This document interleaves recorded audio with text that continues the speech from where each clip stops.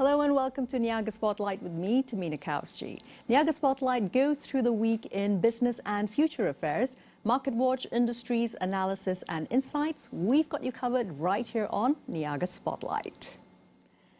Now, for this week's analysis, we examine P2P and microfinance. Micro-enterprises certainly struggle to survive the COVID-19 pandemic, and now in the economic recovery phase, increase in interest from micro-enterprises that want financing has to also be balanced with finding issuers or borrowers with a good credit rating. Some quick figures first. Malaysian MSMEs play a critical role in the local economy, contributing 37.4% to Malaysia's GDP and employing 47.8% of the workforce as of 2021. Now, these MSMEs are increasingly turning to digital platforms to secure capital, and more investors are also embracing the trend to actually earn higher yields. Joining me now in the studios to discuss P2P and microfinance is Tunku Danny Mudzaffar, founder and CEO of microLEAP. Welcome to the studios, Tunku Danny. Wonderful to have you with us here in person again. Hi, good morning. Lovely to be here. All right, wonderful. So let's get the ball rolling, perhaps, Tunku Danny, with the fact looking at the age demographics in particular for P2P and microfinance. So more than 54.4% of P2P investors are below 35. No surprises there. But however, what are microLEAP's thoughts about increasing entry and reducing barriers to access for older investors especially? That's another huge market out there. Yeah. So the investors are the lenders on all P2P platforms, and obviously because all P2P platforms are fully online, you expect that the younger generations are the ones who are used to it, are comfortable with investing online.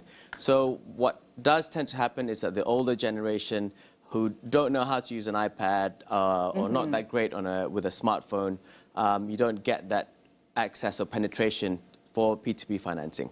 So what we need to do as an industry is to make sure that the older generation are used to investing online. So how we do that is to give trust into the system, make sure that they don't get involved in any scams that they see online. Very true, especially given how liable Malaysians are with their lower levels of digital and financial literacy. So always, for the older generation, always look at investment companies that are regulated.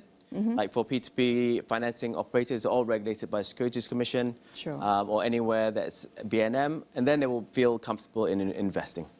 Absolutely. And from there, moving along to poverty alleviation and P2P microfinance. For example, particularly we've also seen this discussed at the highest policy-making levels. The agricultural industry is definitely going to be quite strategic when it comes to this entire year and also the next 2-3 years for local pandemic-related econ recovery. Tunku Danny, what are some P2P trends and opportunities that you have seen for microfinance for agriculture?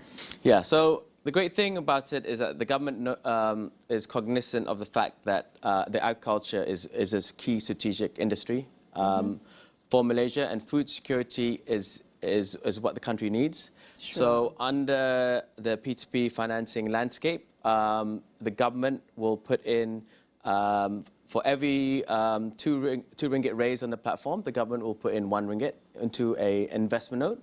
So it helps to get these agricultural companies get the financing they need.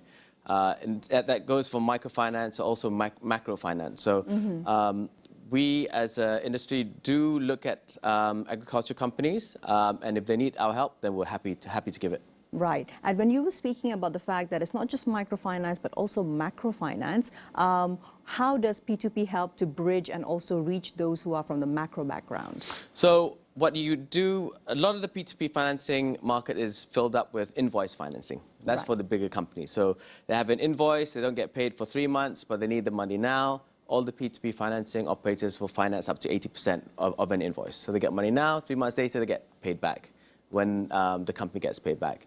So that's in terms of macrofinance. But also, now that the bigger companies like public listed companies and subsidiaries of public listed companies are allowed to be financed on P2P financing platform, it completely opens up the whole gamut of SMEs that are allowed to get financed by us.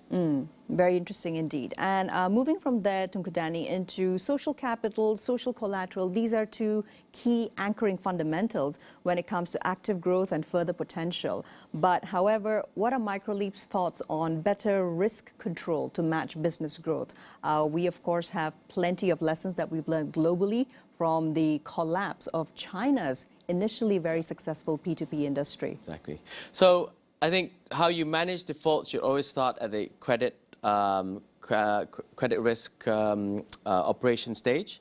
So what we do is make sure that the issuer or company is viable enough to be given financing for them to pay back the financing at the end of the day. But what we have found that a lot of the micro enterprises are left out of this system because they don't have a thick credit file, they don't have a credit card, they may not have a bank loan, so many Very banks... underbanked, Exactly. Right? Many banks won't lend to them.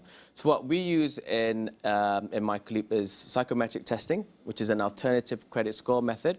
So example, your makcik in Kuala Pilah who needs 10,000 ringgit, she will go online and do a 20-question psychometric assessment, and this will give us her willingness to repay her financing.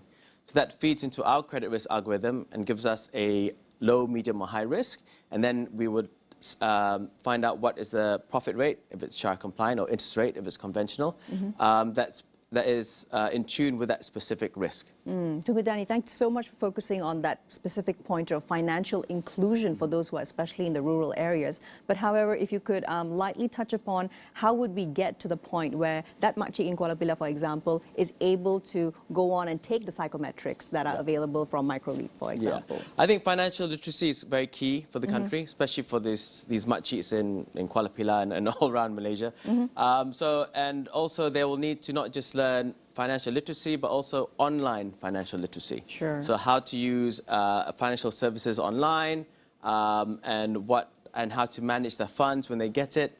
What we do at microLEAP is we give them a virtual online training modules that they have to pass before they get the financing, so that we know that all our investors on our platform, when they lend or invest into a company, that makcik knows exactly what to do with it, how to manage debt, and also how to do basic bookkeeping, etc. That's right. And going slightly deeper briefly, what mechanisms are in place or do you feel should be in place to keep the non-performing loan or the NPL ratio at a manageable level so P2P investors' interests are also fairly safeguarded? Yeah, I think it's the debt service ratio is very key. So what is a debt service ratio? It is the amount of debt you have compared to your income.